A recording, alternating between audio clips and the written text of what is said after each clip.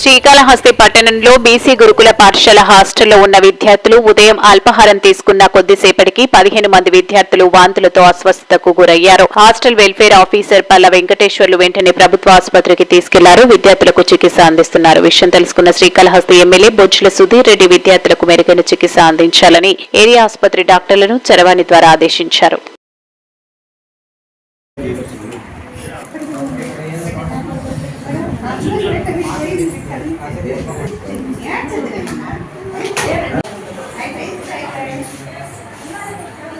వెరుమాలపల్లి మండలం ఏది?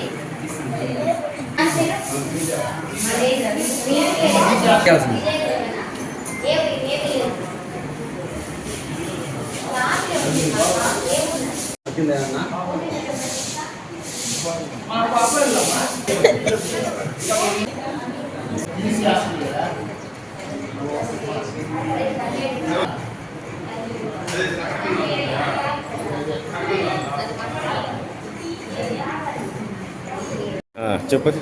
టిఫిన్ పంపించారు, పిల్లకాయలందరూ తినేసారు. లాస్ట్లో మేము పోయాం. తినేసిన తర్వాత కాసేపు కూర్చున్నాం సార్. దాని తర్వాత అక్కడి నుంచి ఏదో చిన్నగా పడొస్తా బాగుంటుంది. అప్పుడు సారు లేదు, సార్ లేదు. 15 మంది.